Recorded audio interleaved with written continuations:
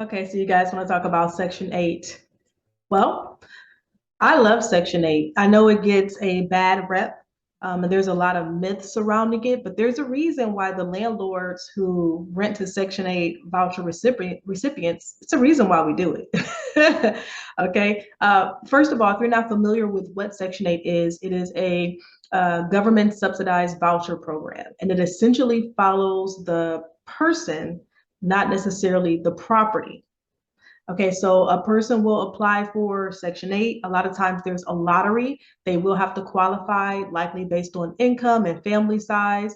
And once they are approved, they get a voucher to pay a certain percentage of rent wherever they choose to live. It's not like a certain Section 8 area or a Section 8 building or something like that where they have to choose. So they can go to a landlord like you, like me, anyone who owns a house that's for rent.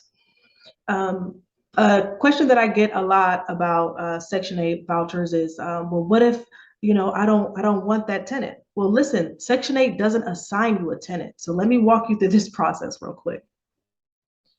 The way that you get a tenant for Section 8 is the exact same way that you get a tenant for any other property.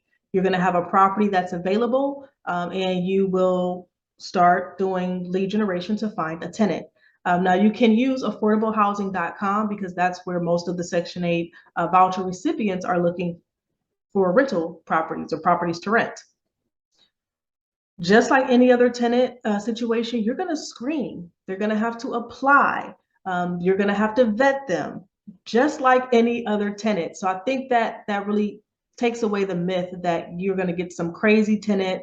If you get a crazy tenant, it's because you didn't do your due diligence, but it's not because Section 8 is assigning people and saying this is who you must have in your property. I hope that helps to clarify. Now, I will say that my screening and vetting for my Section 8 tenants is pretty rigorous. It's pretty rigorous because a lot of times, well, not a lot of times, I'm always going to be renting out a single family home. And there are some instances where most of these recipients have never had to take care of a house before. It's one thing to live in an apartment building or subsidized housing or something like that, that's in an apartment or, townhouse style or something like that. But now they're going to be moving into my 2-story single family home that also has an attic and a basement and a backyard and a front yard. You see what I'm saying? And a garage. So there's a huge learning curve there. So when I'm looking for tenants, the first thing is I have a screening application that everyone must follow. So when someone says they're interested in my property, I send them the link. The link is going to take them to a questionnaire. The questionnaire is going to ask them preliminary questions. Have you ever been evicted? And not just have you ever been evicted, but have you ever gone through the eviction process or ever had the eviction process started? Because there's a difference. People can move out right before the eviction and then they don't get the eviction on their record, right?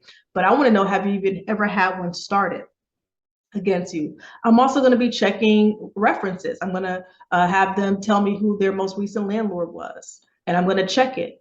And I'm hip to if you have your friend, acting like a former landlord, because I know the probing questions that only another landlord will be able to answer.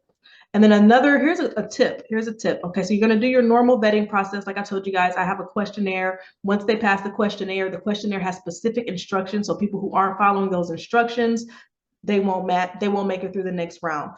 People who don't answer certain questions the way that I want them answered, make sure you are following the Fair Housing Act, though, people. You can't ask them stuff like, do you have a kid? And then say, well, I'm not renting to people with kids. You can't, or do you have a disability? Because I'm not renting to people with disabilities. You can't do that, okay? Okay, so make sure you are doing it in a fair, non-biased way. However, for me, like the evictions, like I mentioned earlier, is something that I am going to ask, and I am going to use that to determine whether or not you'll be the right tenant for me. Okay, there's other layers though. So that's the first part. That's just a screener to see who's following directions, who's following instructions, who meets my just basic preliminary minimum standards. And then from there, I am going to ask for additional documentation. So some of the documents that I ask for is going to be your credit history, not because I think you're going to have a great credit score, but I just want to see your integrity. Or is it because you're just not paying people? Is it because you maybe just got some student loans and got behind? Like for me, those are two totally different situations. So that's why I want to see the credit report, not so much the credit score. I also try to look for people who are like on the trajectory to doing better in life. Maybe they're currently in nursing school, or they're currently, in college or something, and they just have a greater goal that they're reaching toward, because that tends to have a different mindset than someone who isn't. And then here's a little trick. My mentor taught me this one. I like to get on a Zoom call with them or a face-to-face meeting, and I prefer to do it at the property where they're currently living. And that's just for me, because I want to see how you take care of where you currently are. Even if I can't get inside your house and you're not comfortable with that, I at least want to still ride by, because I want to see, are you taking care of the exterior of it? Where your kids are outside playing or something, if I happen to see that, are you yelling and cursing at them, or are you treating them with respect? Because if you treat your children with respect, they're going to respect my house.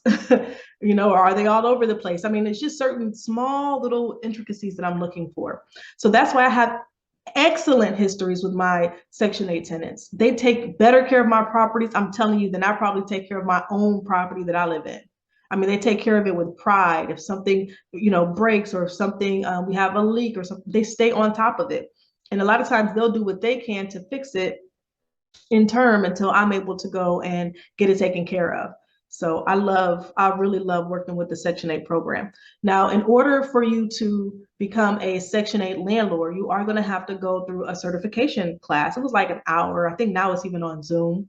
And they kind of teach you the ins and outs, and they answer a lot of these questions that a lot of you guys might have right now about it. Like, how do I get paid? What if I have a property manager? Things like that. It's just going to answer all the small things. What if I do have to evict? They'll even give you some guidance on screening and vetting your tenants. So you're going to have to go through that certification program anyway, and a lot of it is all online.